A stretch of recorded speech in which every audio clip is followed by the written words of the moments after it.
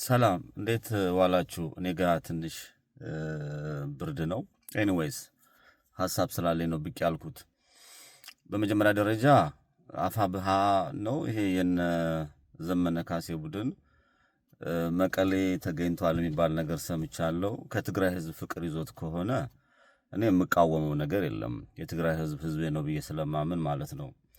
ከቲዲኤፍ ወይም ደግሞ ህዋት ከሚባለው ጨፍጫፊና ገዳይ ለትግራይ የማይበጅ ወንበዴ ቡድን ጋር ተወዳጅቶ ከሆነ ደግሞ እሱ ሌላ ችግር ነው። እንግዲህ ያው መልሱን ትላንትና ብሔርተኛ ነን እያሉ ሲያሯርጡን የነበሩት እንደሚሰጡን ተስፋ አደርጋለሁ።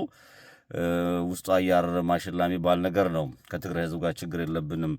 ችግራችን ከአማራ ህዝብ፣ የሱዳን ህዝብ ይቀርበናል።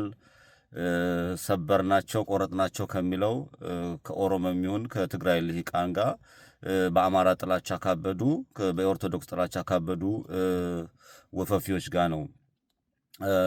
ዛሬ ግን የመጣሁበት ለአንድ ጉዳይ ነው።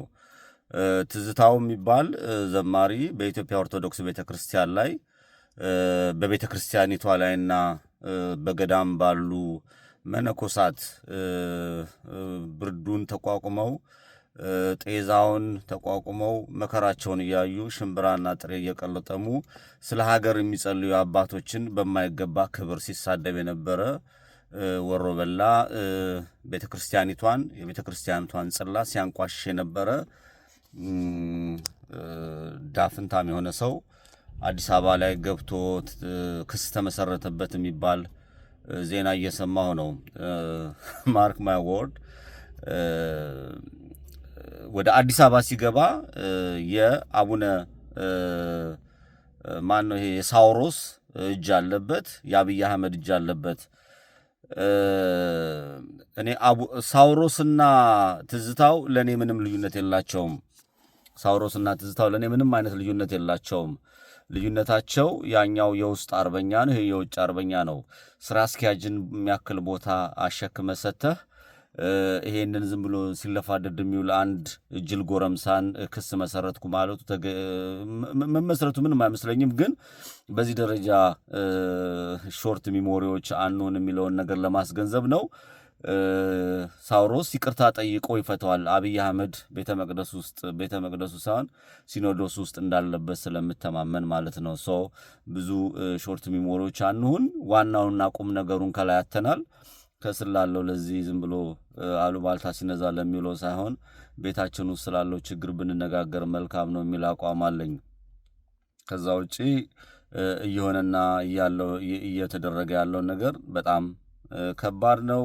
ቤተክርስቲያኒቷን በዘር የከፋፈለ፣ ቤተክርስቲያኒቷን መከራ ያሳየ፣ ቤተክርስቲያኒቷን ጥቁር ያለበሰ ሰው በስራ አስኪያጅነት ደረጃ አስቀምጠህ ዋና አውሬ አስቀምጠህ ስታበቃ አሁን አንድ የሆነ አለሌ ከአሜሪካ በአብይ አህመድ ትእዛዝና ወይም ደግሞ ፕሮቴክሽን ተሰጥቶት ነው የገባው። ይሄ የብልጽግና ወንጌል ነው ያስገባው። ምንም እንደማናመጣ ያውቀዋል። ይሄ ሰፊው የኦርቶዶክስ ምዕመናን፣ ሰፊው የኢትዮጵያ ሕዝብ፣ ሰፊው ከእውነት ጋር የሚቆም ሰፊው የካህናትም ይሁን መነኮሳት፣ ዲያቆናትም ይሁኑ ምዕመን ወይም ደግሞ በጳጳሳት ደረጃ ያሉ ስለ እውነት የሚቆሙ እያንዳንዷን እውነት ምድር ላይ ያለውን ይረዳሉ፣ ያውቃሉ ብዬ አስባለሁ። ይህና እየተደረገ ያለው ነገር በጣም አሳሳቢ ስለሆነም ጭምር ማለት ነው።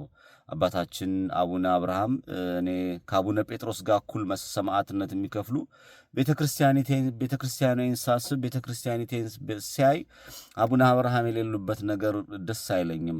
በዛ ደረጃ ዛሬም ነገም ሲጨፈጭፍ የነበረውን የአማራ ክልል ርዕሰ መስተዳድር ተብሎ የተቀመጠውን አረጋ ከበደን የሰላም አምባሳደር ብሎ ለመሸለም ፊት ለፊት ሲገኙ ልቤ ተሰብሮባቸዋል። ከዚህ በኋላ ማንንም አላምንም። ከዛ አንጻር ነው የተመለከትኩት።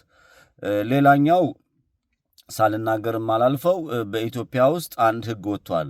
የጸረ ሽብርና የንብረት ስርቆት ላይ ወይም ደግሞ ምርመራ ላይ ማንኛውንም እርምጃ ቢወሰድ በግለሰብ ላይ ተጠያቂ እንዳይሆን መርማሪ ወይም ደግሞ የህግ አካሉ ብልት ላይ ውሃ ቢያንጠለጥል ቢዘቀዝቅህ ሰብአዊ ክብርህን የሚነካ ነገር ቢደረግ በህግ ተጠያቂ እንዳይሆን ታመምኩ ተቆረጥኩ ተፈለኩ የለም።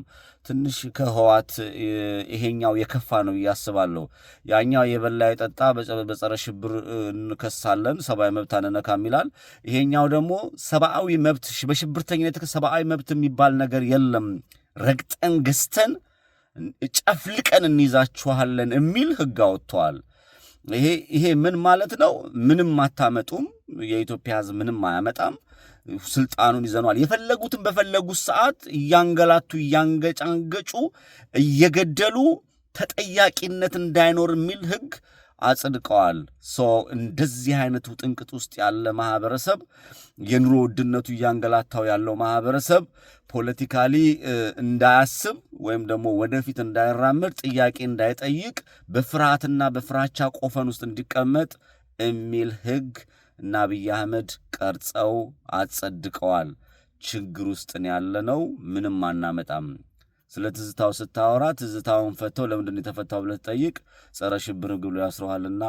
ሰላም ለኢትዮጵያ። እውነት ያሸንፋል። አባቶቻችን ከእውነት ጎን ቆሙ። ሁሉም ሰው ከእውነት ጎን ይቁም። ፋኖ እንዲያሸንፉላችን የራሳችን እውነት እንወጣ። የመቀሌውን ግን የትግራይ ህዝብ ጋር ሳይሆን ከቲዲኤፍ ህወሓት ከሚባለው ሰራዊት ጋር ሄዶ የተቀላቀለው የነ 13 አባወራዎች ታሪክ ይቀጥላል፣ ይወራል። አመሰግናለሁ።